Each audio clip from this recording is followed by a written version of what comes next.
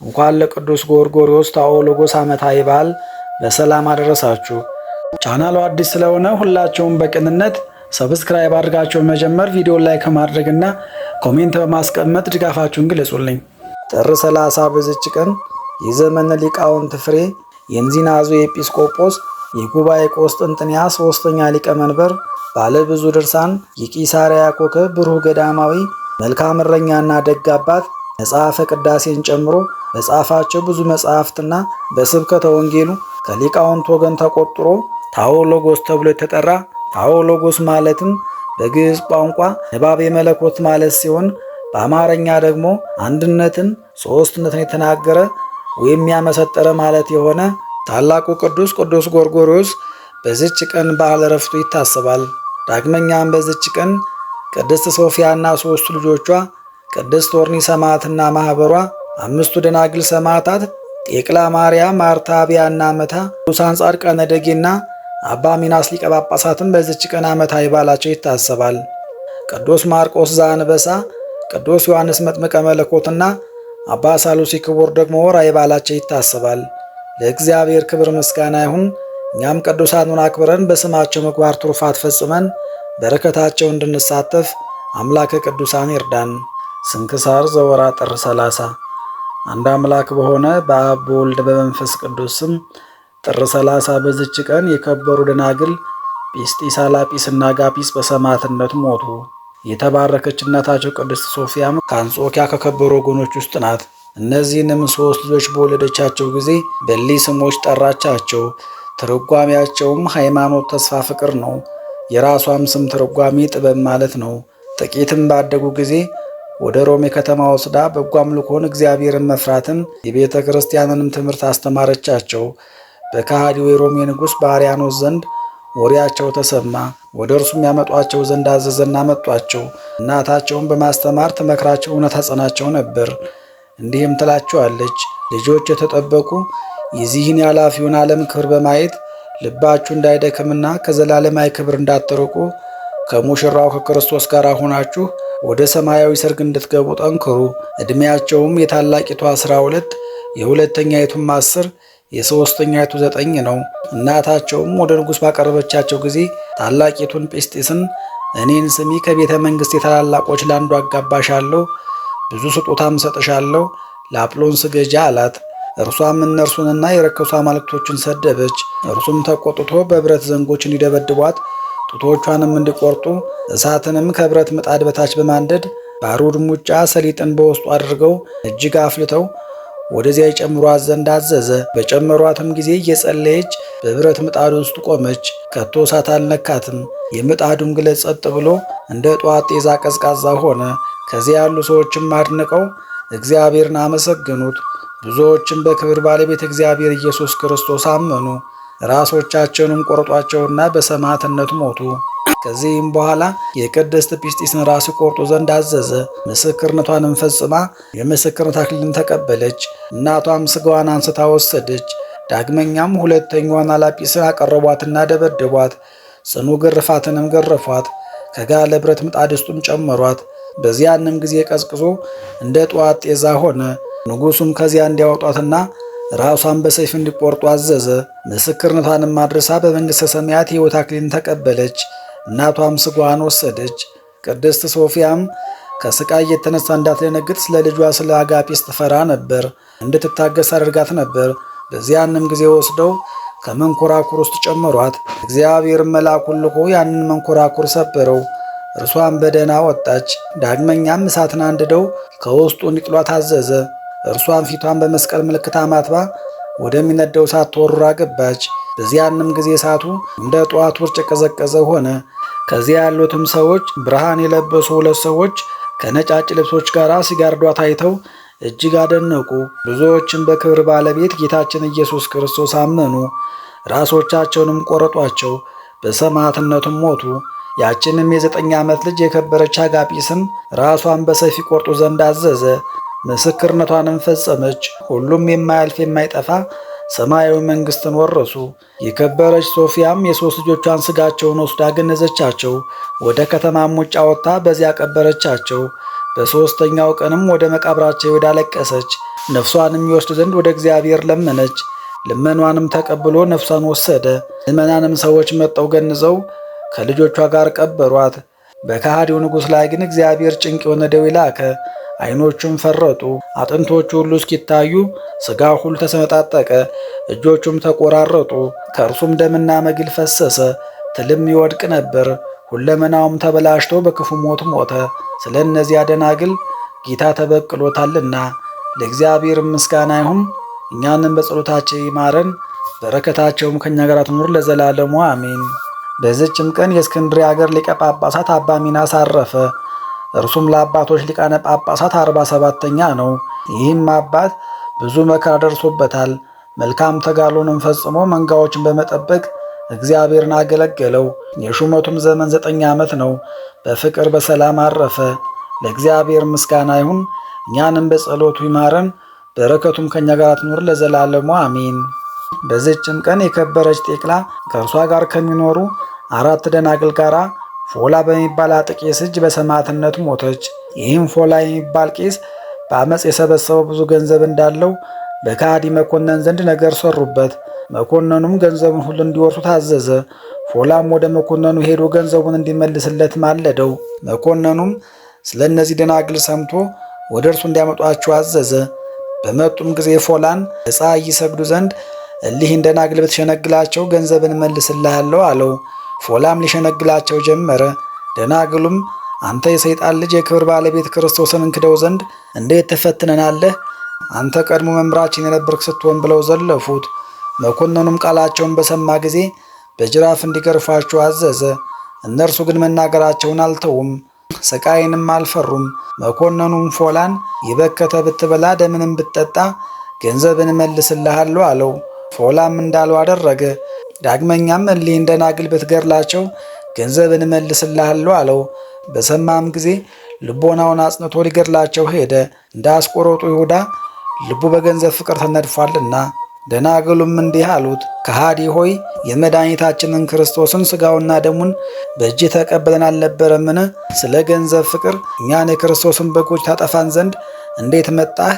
እንዲህም እያሉ ሰልፍ እንደተማረ አርበኛ ሰው በሰይፍ ራሶቻቸውን ቆረጠ። መኮንኑም የፎላን ብላሽነትና ድንቁርና አይቶ በሰይፍ ገድለው ነፍሱንም ገንዘቡንም ሃይማኖቱንም አጣ። የደናግሉም ስማቸው ጤቅላ፣ ማርያ፣ ማርታ፣ መታና አብያ ነው። ለእግዚአብሔር ምስጋና ይሁን።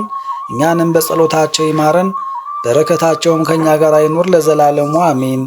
በዚችም ቀን ስሙ መርቅያኖስ የሚባል ለጣዖት የሚሰግድ የሮም ንጉሥ ልጅ የከበረች ኦርኒ በሰማዕትነት አረፈች። ይህችም ቅድስት እናቷ ክርስቲያናዊት ናት። አባቷም እልፍኝ ሰርቶላት በወርቅና በብር ልብሶች ካጌጡ 12 ደናግል ጋራ ወደዚያ አስገባት። ከልጁ ጋር ይሰግዱላቸው ዘንድ 17 ጣዖታትን አመጣላቸው። በላዩም በሩን ዘጋ። በዚያም 7 ዓመት ከ6 ወር ኖረች። በአንዲትም ዕለት ዓይኖቿን ወደ ምስራቅ ቀና ባደረገች ጊዜ ርግብን አየች። በአፏም የዘይት ቅጠል ይዛ ነበር። ከማዕዷም ላይ ጥላው ወጣች። ዳግመኛም ወደ ምዕራብ ስትመለከት ቁራ መጣ። በአፉም ከይስ ይዞ ነበር። ከማዕዱም ላይ ጥሎት ወጣ። አደነቀችም። በዚያንም ጊዜ አባቷ የሰጣት መምህሯ መጣ። ያንንም ራእይ ያወራችለት። እርሱም ሲተረጉምላት እርግብ የጥበብ ነገር ነው፣ የዘይቱም ቅርንጫፍ በጥምቀት የሚገኝ ክብር ነው፣ ቁራም ንጉሥ ነው፣ ከይሲም መከራ ነው። አንቺም በርቺ ጠንክሪ፣ በክርስቶስ ስም መከራ ትቀበይ ዘንድ አለሽና የሕይወት አክሊልን ትቀበያለሽ አላት። ከዚያንም በኋላ ባደገች ጊዜ አባቷና እናቷ ወደ እርሷ መጥተው ስለ ጋብቻ ተናገሯት። የከበረች ኦርኒም እስከ 7 ቀን ታገሱኝ አለቻቸው። ከዚህም በኋላ እርሱ የመረጠውን መንገድ ይመራት ዘንድ ወደ እግዚአብሔር ጸለየች። የእግዚአብሔር መልአክ መጥቶ በርቺ፣ ኃይልን ልበሺ፣ ሐዋርያው ጢሞቴዎስም ወደ አንቺ መጥቶ የወንጌልን ትእዛዝ ያስተምርሻል አላት። ወዲያውኑ ጢሞቴዎስ መጥቶ የቤቷን ግድግዳ ሰንጥቆ ወደ እርሷ ገባ። ሁሉንም አስተማራት። ከበታቹም ውሃ ፈለቀ። በውሃውም ላይ ጸለየና በአብ በወልድ በመንፈስ ቅዱስ ማጠመቃትና ከእርሷ ዘንድ ሄደ። በዚያንም ጊዜ ቅድስት ኦርኒ ተነስታ የአባቷን ጣዖቶች ሰበረች። አባትና እናቷን በመጡ ጊዜ እንደ ቀድሞ ስለ ጋብቻ ተናገሯት። እርሷም እኔስ ለሰማያዊ ሙሽራ ለኢየሱስ ክርስቶስ ተጠርቻለሁ፣ በስሙም ተጠምቄአለሁ አለቻቸው። ንጉሥ አባቷም የልጇን ነገር በሰማ ጊዜ ታላቅ ቁጣን ተመላ። ከአዳራሿም እየጎተተ አዋረዳት። እናቷም እያለቀሰች በራሷም ላይ አመድ እየነሰነሰች ትከተላት ነበር። በሰንሰለት ታስረው የሚቀለቡ 4 ፈረሶችን አምጥተው ከጅራታቸው ላይ ቅድስት ኦርኒን በራሷ ጠጉር አስረው እንዲያስጎትቷት ንጉሥ አባቷ አዘዘ። አንዱ ፈረስም ሰንሰለቱን በጥሶ ሲያመልጥ የንጉሡን ቀኝ እጅ ቆረጠውና ወዲያውን ወድቆ ሞተ። የከበረች ኦርኒም ተነስታ ጸሎት አደረገችና ንጉሥ አባቷን ከሞት አስነሳችው። የተቆረጠ እጁንም እንደ ቀድሞ መለሰችው። ሕዝቡም ይህን ድንቅ ሥራ አይተው ከንጉሥ አባቷ ጋር በክብር ባለቤት ጌታችን ኢየሱስ ክርስቶስ አመኑ። በእጆቿም 30,000 ያህል ሰዎች ተጠመቁ። ንጉሥ ዳኪዎስም ሰምቶ ወደዚያች አገር ገባ። የከበረች ኦርኒንም ይዞ በራሷ ጠጉር ይሰቅሏት ዘንድ አዘዘ። ዳግመኛም እባቦችና ጊንጦች ወደ ተሞሉበት ጉድጓድ እንዲጨምሯት አዘዘ። በጨመሯትም ጊዜ ሁሉም በእግዚአብሔር ኃይል ሞቱ። ደግሞ በመጋዝ እንዲሰነጥቋት አዘዘ። መጋዙም ተሰበረ፣ ንጉሡም ሞተ። የዳኪዎስም ልጁ ሰምቶ መጣ፣ ያችንም አገር ከበባት። ቅድስት ኦርኒንም ይዞ የተሳሉ መርፌዎችን እጆቿና በእግሮቿ እንዲሰገስጉ በጀርባዋም ላይ አሸዋ የተሞላ ዳውላ አድርገው 4 ፈረሶች አስረው ጽጓ ተበጣሶ እስኪጠፋ ድረስ እንዲያስሮጧቸው አዘዘ። በዚህም አልቻሏትም። ያንንም ከሃዲ የእግዚአብሔር መልአክ በእሳት ጦር ወግቶ ገደለው። የከበረች ኦርኒም ሃይማኖትን እያስተማረች በሽተኞችን እየፈወሰች ሙታንን እያስነሳች ተቀመጠች። 4ተኛ ንጉሥም መጣ፣ ወደ እርሷ አስቀረባትና ለአማልክት ትሰዋ ዘንድ አስገደዳት። እምቢ ባለችውም ጊዜ ከእሳት ውስጥ እንዲጨምሯት አዘዘ። ከእሳትም ውስጥ በደህና ወጥታ የረከሱ አማልክቶችን ዘለፈች።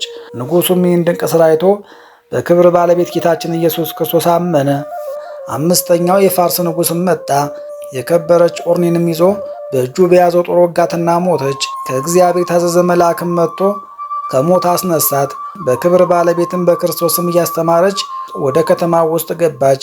ከጥቂት ቀኖችም በኋላ ተድላ ደስታ ወዳለበት ገነት ተነጥቃ ወጣች። ለእግዚአብሔር ምስጋና ይሁን፣ እኛንም በጸሎቷ ይማረን፣ በረከቷም ከኛ ጋር አይኑር ለዘላለሙ አሜን። በዚህችም ቀን የመለኮትን ነገር የሚናገር የጎርጎርዮስ መታሰቢያው ነው። በረከቱ ከኛ ጋር ትኑር፣ ለእግዚአብሔር ምስጋና ይሁን አሜን። በዚህችም ዕለት ተጋዳይ የሆነ መነኮስ የከበረ አክርስጥሮስ አረፈ። ይህም አባት በዮርዳኖስ ገዳም የሚኖር ነበር። ከመነኮሳቱም አንዱ እየሰገደ እንዲህ ብሎ ጠየቀው፣ አባቴ አክርስጥሮስ ሆይ እጠቀምበትም ዘንድ ሥራን ሁሉ ንገረኛ አለው። ሽማግሌው አክርስጥሮስም እንዲህ ብሎ መለሰለት፣ ልጄ ሆይ ጎልማሳ ሆኜ ሳለ በመነኮሱ ጊዜ በዚያ ጸልይ ዘንድ በሌሊት ወደ ቅዱስ ቴዎድሮስ መቅደስ ሄድ ነበር። 12 ደረጃዎችም አሏት። በእያንዳንዱም ደረጃ 100 ስግደቶችን ሰግዳለሁ። ደወልንም በሚደውሉ ጊዜ ወደ ቤተ ክርስቲያን በመግባት የማኅበሩን ጸሎት ሥራ ትፈጽማለሁ። እንዲህም በማድረግ 10 ዓመት ኖርኩ። ከሌሊቶችም በአንዲቱ የተለመደ ጸሎትን ከፈጸምኩ በኋላ ልቦናዬ በተመስጦ ተማረከ። ነጫጭ ልብሶችን የለበሱ 2 ሰዎች መቅረዞችን ሲያበሩ እኩሌቶቹ ሲበሩ እኩሌቶቹ ሲጠፉ አየሁ። እኔም ይህ ሥራ ምንድነው አልኳቸው። እነዚያም አባቶች ባልንጀራውን የሚወድ መቅረዙ ይበራለታል አሉኝ። እኔም ደግሜ መቅረዝ የት ነው አልኋቸው። እነርሱም ሂድ ከወንድሞች ጋር ተፋቀር፣ እኛ እናበራልሃለን አሉኝ። በነቃውም ጊዜ ማንንም አላገኘውም። ከዚህም በኋላ አባ ክርስጥሮስ ብቻውን ወደ ደብረ ሲና ሄዶ በዚያ እየተጋደለ 50 ዓመት ኖረ። ወደ እርሱም እንዲህ የሚለው ቃል መጣ፣ ከአባቶቹ ጋር ትኖር ዘንድ ወደ ገዳም ተመለስ። ከዚያም በኋላ በተመለሰ ጊዜ በሰላም አረፈ። ለእግዚአብሔር ምስጋና ይሁን፣ እኛንም በጸሎቱ ይማረን፣ በረከቱም ከኛ ጋር ትኑር ለዘላለሙ አሜን። በዚችም ዕለት የቅድስት ኦርኒ ማኅበር የሆኑ 13,000 ሰዎች በሰማዕትነት ሞቱ። በረከታቸውም ከኛ ጋር ትኑር፣ ለእግዚአብሔር ምስጋና ይሁን ለዘላለሙ አሜን። በጥር ወር የሚነበብ ምንባብ ደረሰ ተፈጸመ። ለእግዚአብሔር ምስጋና ይሁን ለዘላለሙ አሜን። ጌታ ሆይ ከብልጽግናቸው ብዛት የተነሳ ብዙ መባ ካገቡት ይልቅ የዳዊቱን አነስተኛ መባ እንደተቀበልክ ለሁል ጊዜ የሚያገለግሉ አላፍ መላእክትን እያሳሰብኩ በችግሬ ጊዜ የማቀርብልን ምስጋና ተቀበል። እናንተም ቅዱሳን ነቢያት፣ የወንጌል ሰባኪያን ሐዋርያት፣ ሰማዕታትና ጻድቃን፣ ትጉሃን መላእክት፣ ፍጹማን ደናግል እንዲሁም ደጋጎች መነኮሳት ሆይ ልጅ አዋቂ ሳንለይ የምንሰበሰብበትን የጉባኤ ቦታ ባርኩ። ይህንን መጽሐፍ ወረቀት አዘጋጅቶ ብራና ዳምጦ የጻፈውን ያጻፈውን ከግዕዝ ወደ አማርኛ የተረጎመውን ቃለ ንባቡን በእርጋታ መንፈስና በተመስጦ ሊና ያዳመጠውን በደለኛን ሁሉ በምታስምር በጌታ እናት በማርያም ጸሎት ኢየሱስ ክርስቶስ በአንድነት ይማረን። በማርያም ጸሎት ኢየሱስ ክርስቶስ በአንድነት ይማረን። በማርያም ጸሎት ኢየሱስ ክርስቶስ በአንድነት ይማረን ለዘላለሙ አሜን። አባታችን ሆይ በሰማያት የምትኖር፣ ስምህ ይቀደስ፣ መንግሥትህ ትምጣ፣ ፈቃድህ በሰማይ እንደሆነች እንዲሁ በምድር ትሁን። የዕለት እንጀራችንን ስጠን ዛሬ፣ በደላችንንም ሁሉ ይቅር በለን እኛም የበደሉን ይቅር እንድንል። አቤቱ ወደ ፈተናም አታግባን ከክፉ ሁሉ አድነን እንጂ እች መንግሥት ያንተ ናትና፣ ኃይል፣ ክብር፣ ምስጋና ለዘላለሙ አሜን። እመቤታችን ቅድስት ድንግል ማርያም ሆይ በመልአኩ በቅዱስ ገብርኤል ሰላምታ ሰላም እንልሻለን። በሐሳብሽ ድንግል ነሽ፣ በሥጋሽም ድንግል ነሽ። የአሸናፊ ልዑል እግዚአብሔር እናት ሆይ ሰላምታ ላንቺ ይገባሻል። ከሴቶች ሁሉ ተለይተሽ አንቺ የተባረክሽ ነሽ፣ የማኅፀንሽን ፍሬ ቡሩክ ነው። ጸጋን የተመላሽ ቅድስት ሆይ ደስ ይበልሽ፣ ልዑል እግዚአብሔር ከአንቺ ጋር ነውና ከተወደደው ልጅሽ ከጌታችን ከመድኃኒታችን ከኢየሱስ ክርስቶስ ዘንድ ይቅርታንና ምሕረትን ለምኝልን ኃጢአታችንንም ያስተሰርይልን ዘንድ ለዘላለሙ አሜን።